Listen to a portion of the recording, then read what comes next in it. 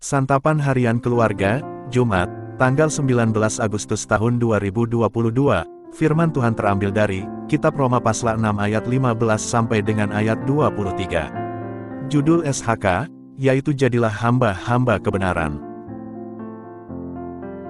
Tema mingguan yang ditetapkan oleh Lembaga Pembinaan Jemaat, LPJ, GPM adalah hidup sebagai hamba Allah. Dasarnya adalah Kitab Roma pasal 6 ayat 15 sampai dengan ayat 23, secara khusus ayat 18. Maksudnya merdeka dari dosa dan menjadi hamba kebenaran. Menjadi hamba kebenaran itu tidaklah mudah, sebab kita harus berjuang melawan dosa. Setiap orang yang mau menjadi hamba kebenaran harus memerdekakan diri dari kuasa dosa.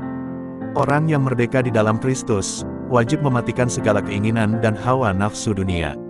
Pertanyaannya, apakah yang harus kita lakukan agar dapat hidup sebagai hamba kebenaran?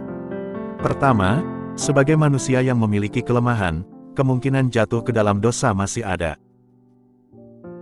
Terlebih iblis memiliki banyak cara untuk merebut kita, banding kitab pertama Petrus pasal 5 ayat 8, melalui orang-orang terdekat yang hidupnya belum berpusat pada Tuhan, lingkungan sekitar di mana kita bergaul, bahkan mereka yang kelihatan baik padahal penuh dengan kemunafikan, kelemahan diri, semua dapat dijadikan alat oleh iblis untuk menjerat kita. Kitab pertama Korintus pasal 15 ayat 33, Kitab 2 Korintus pasal 11 ayat 14.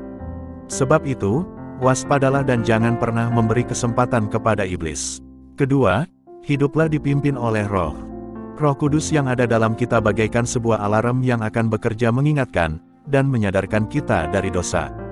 Kitab Yohanes pasal 16 ayat 8. Orang yang hidup dalam Roh memiliki kekuatan untuk mematikan perbuatan-perbuatan daging, perselisihan, iri hati, amarah, kepentingan diri sendiri, kedengkian, kemabukan, pesta pora, dan sebagainya. Sebaliknya sebagai hamba kebenaran, maka hidup kita menghadirkan buah-buah Roh kasih, sukacita, damai sejahtera, kesabaran, kemurahan, kebaikan, kesetiaan, kelemah lembutan, penguasaan diri, jangan gila hormat. Kitab Galatia pasal 5 ayat 19 sampai dengan ayat 26.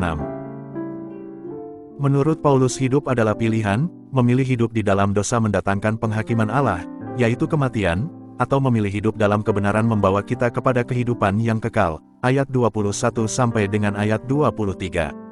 Mari berdoa, Tuhan, jadikanlah kami hamba-hamba kebenaran. Amin.